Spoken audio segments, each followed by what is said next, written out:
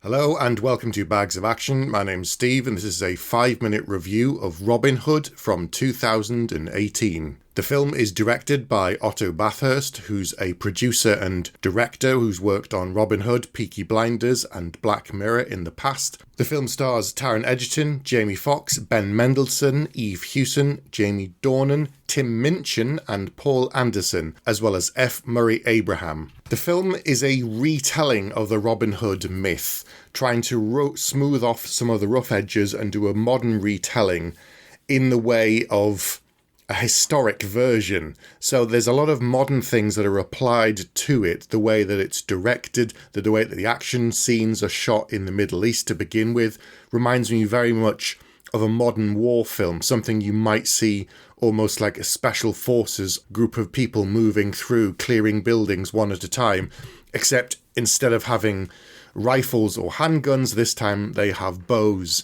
and they even have armour that's designed to look like bulletproof vests. It's very reminiscent of a sort of war in Afghanistan or something like that you'd see with a modern war film. The film then eventually returns back to England, where Robin is Robin of Locksley, and he has been away for 4 years and much has changed in the interim. So the core premise is still the same, the fact that the Sheriff of Nottingham has gained power whilst he's been away. He's not an outlaw at this stage, but I get the feeling they were trying to do a Batman Begins to it, creating a mythology of someone that's bigger than one man in a hood, to the point where when he starts to gain favour with the people, they start nailing hoods to the walls as a form of protest against the tough administrations of the Sheriff of Nottingham, played by Ben Mendelsohn.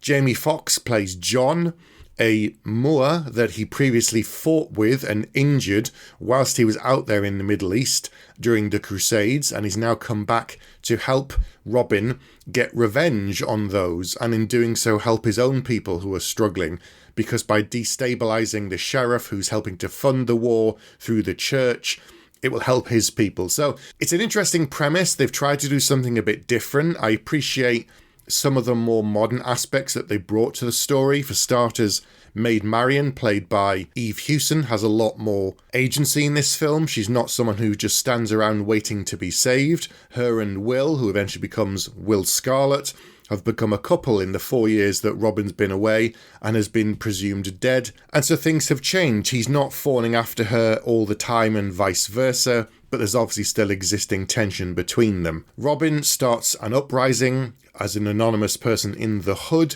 as he becomes eventually known as by the people, but it's very different to what you might expect. There's nothing to do with Sherwood Forest, and the way that the film was set up, it seems to be designed very much as a trilogy. So if this is the Batman Begins version, the next one is going to be the moving of the people, the growing of the merry men, and then the third one, the kind of bringing it all together. Unfortunately, on a budget of 100 million, it only made 86 million internationally. That's including everything from the US and everyone else as well. So it didn't do nearly as well as they were hoping, which was obviously a setup for a franchise, which seems to be the norm these days. You create a film, hope that you can do many more, and spin out of them into the future. The action, there's plenty of it throughout the film. It's quite entertaining, it's quite visceral, and it's very, very fast-paced.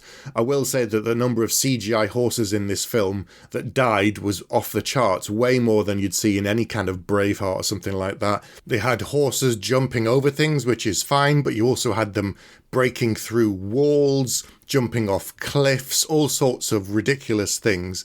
Whilst Robin shoots down the people and obviously takes out the baddies, the horses just fall to their death. A lot of them dying for some reason, but there you go. Just something I noticed during the film. There's a lot of use of style over substance, I think.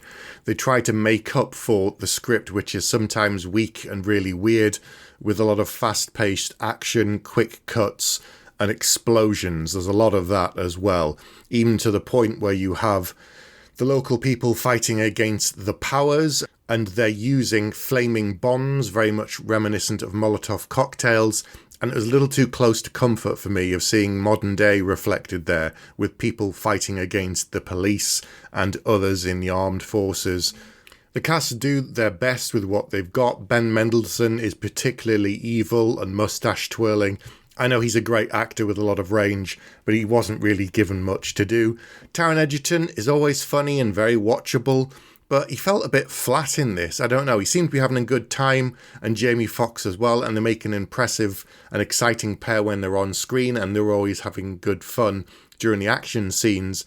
But I don't know, maybe I prefer him in a more serious role with more drama where he can show off his acting chops. He felt a bit flat in this. The biggest surprise for me was Tim Minchin.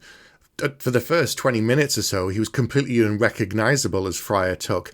I really didn't realise it was him, probably because he didn't have eye makeup on at all. But he was really good. He was convincing. He was playing someone that first is quite passive and doesn't really do much at all, and you think, oh, he's just there to fill out the cast, but you realise there's more going on with him and Maid Marion, so that was really interesting, and I think he did really well. He was probably the standout performer for me in the whole thing. F. Murray Abraham was also deliciously evil. As someone from the church, a senior figure with power, he's always watchable when he's on screen, so he did a really good turn as well. I don't know, I came away from this film thinking that it was okay. There's a lot of action, a lot of style over substance, but nothing really to sink my teeth into, and it's nothing you're going to really think about much after you've seen the film. It's a kind of thing you can just put on with a couple of drinks, not pay too much attention, and just let the action wash over you, and then it's quite enjoyable. Just don't think about it too much either, or else it'll spoil what's going on. So for all of those reasons, I'm going to say it's a solid film, and I'm going to give it 3 out of 5. So, have you seen Robin Hood? If so, get in touch and let us know. You can contact us in all of the usual ways. We're on email, we're on Facebook. Don't forget to like and subscribe to this channel. If you like what we do and you want to support us, we're on Ko-fi. We have new episodes coming out every week, and thanks for listening.